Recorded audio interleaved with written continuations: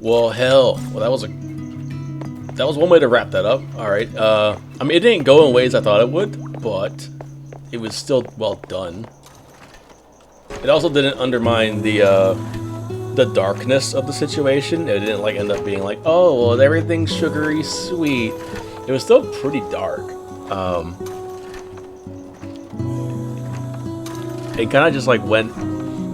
It was a good story. It was really well written. Tragic characters, tragic endings. I'm kind of curious because I feel like people are saying that Psyche's not dead, but it's like, is that cope? Because of they pretty like well established that she's gone unless you like become God basically. So, which I mean, it's JRPG, right? You could, becoming God is kind of like the end game for all of them, right?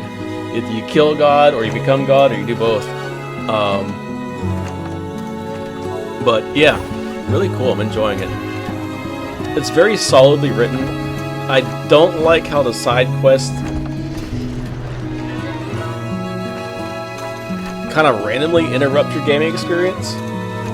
Like, I understand they want you to go through them, but if they're gonna make you stop the story quest to go through them, then make it at least relevant to what I'm about to do, right?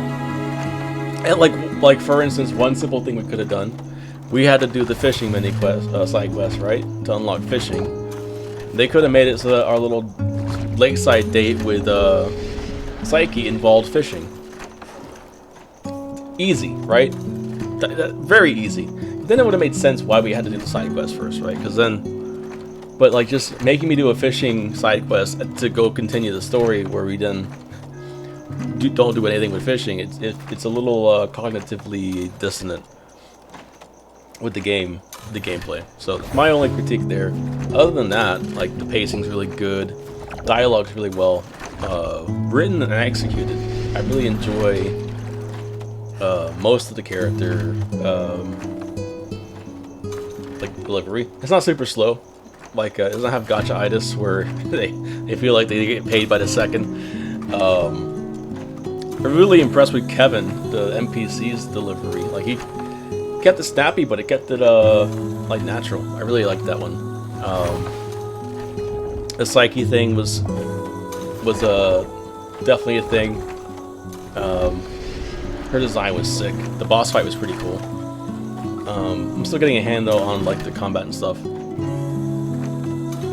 which we'll get a better feel on here in a minute when I go and grind for like 3 hours.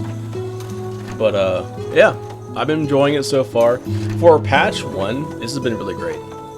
Like, and then thinking like again, patch 1, like a really good start to a story, a really good start to a game for like a live service game.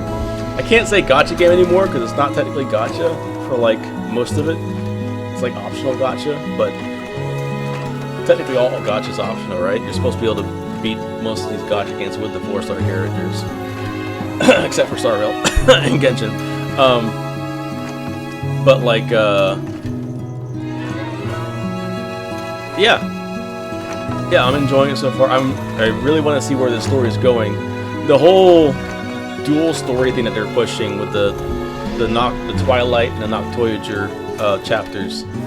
I really want to see how that plays out, which we'll find out on the next, I guess, leg of story. But it's such a cool concept that you're playing as two characters, like on completely different storyline streams, it seems. So I want to see how that gets pulled off. I feel like it might get confusing, but we'll see. Do I like this better than Wooba at all? So I mean, it's an unfair question.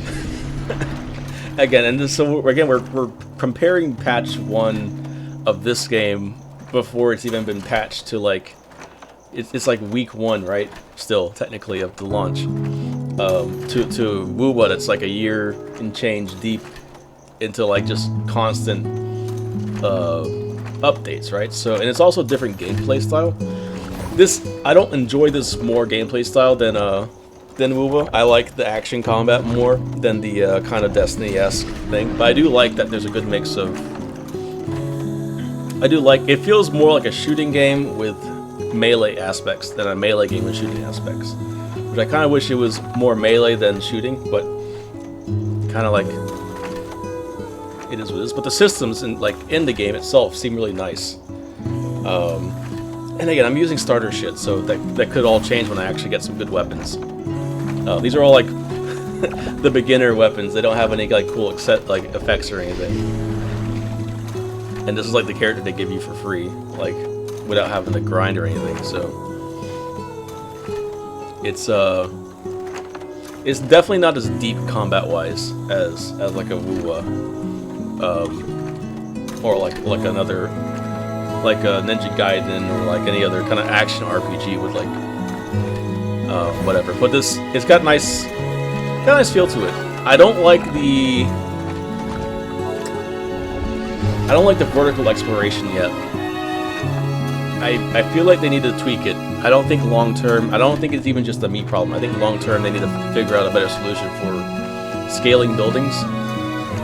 Whether it be just like have a grappling system, or design your levels to where there's grappling systems and just get rid of the wall jumping. I don't think the wall jumping is working at all. Like, it works on buildings and that's about it. So it either needs to be drastically tweaked or just revamped. I know there's a lot of people crying to just add wall running or climbing, and I'm like, they can do something different. They don't have to have wall running. They don't have to have climbing, right? Climbing is the obvious solution, I guess, right?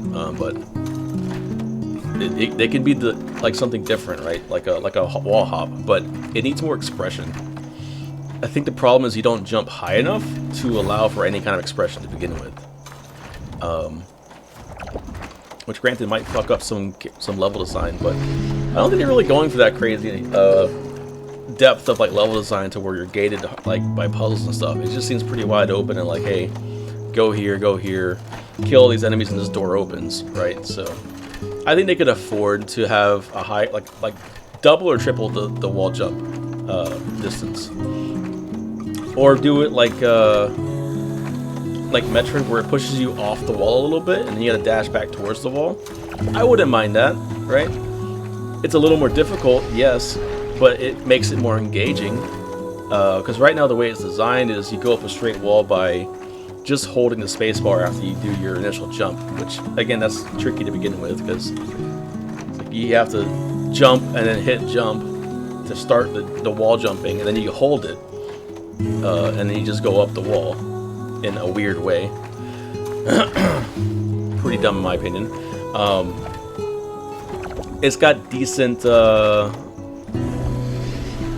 like building, like obtrusion things, but anytime you're not scaling a building, which seems to be kind of intentional in a lot of places, it becomes miserable, man. Like, I really don't like it.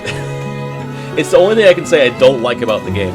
Everything else is either like okay, or I really do enjoy it. Like, I really do like it. Even the graphics are coming. I don't know if they patched the graphics recently, but the game has been looking really good. I mean, like, granted, it's not Wuwa, right? Let's not kid ourselves and say this is trying to be the next Wuwa. It's not. It's anime Warframe. That is the metric by which I think they're trying to even compete, right? So I'm not gonna compare apples to oranges. It does look good. It doesn't look current gen, but it looks good. It looks like PS4 quality, I would say. With like slight touches of PS5 quality, which that's the best way I can kind of gen these graphics without like getting nitty gritty into like PC specs, right? I also do enjoy that it doesn't tax my computer like hardly as much as every other game that I play, so that's nice. I appreciate that. Story-wise, though, it's been really good. It's been on point, concise. Writing's pretty good, right? They don't sugarcoat a lot of things.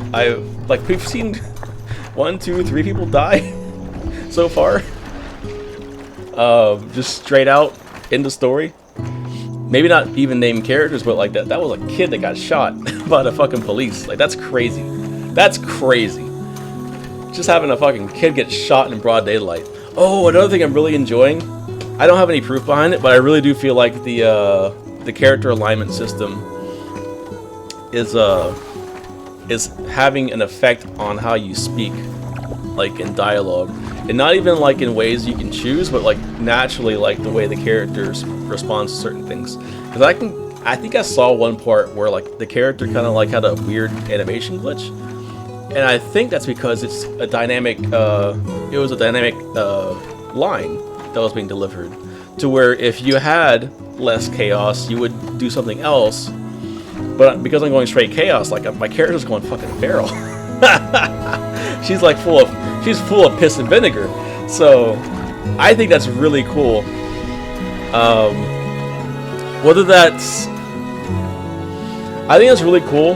And here's another thing: it makes itself very streamable and very watchable to people who watch streamers, because not every playthrough is going to be the same, and you want to watch different play styles to see all those different things. And I say that instead of like replayability, because I don't think there's really replayability in this kind of game. It's a live service game, so it's like you're not going to make another account just to play through it, right? That's kind of crazy. And there's no way to reset your account to like just start over. You have to create a new email and then use that basically. So that's kind of annoying. If they added a restart account feature, that would be great, I think. Especially in a gacha game like this, to where the gacha is of such little importance. There's no reason not to just have it, so you can reset your account and then you know, just re-experience the story. Or even like, hell, New Game Plus it. Why not? New Game Plus. At any time. Like, granted, I guess there's no ending right now, right? It won't be an ending for a couple of years, I'm assuming. They're gonna milk this. They gotta milk the IP for a while so they can get their money back on development costs, but yeah, I think, but that's still like a want, not like a necessary need. The only thing I would say that needs to be fixed is the vertical jumping. But again, horizontal jumping's great. It would be kind of cool if you could aim down sights and they would work the same as shooting, only because you can't hover.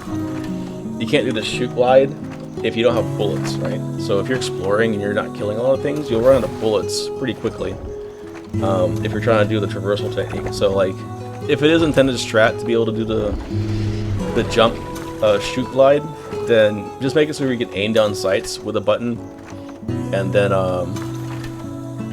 like you can keep right click as the main weapon, as the range weapon, and then just make it so where you hold the right click button and then you hit the left click button to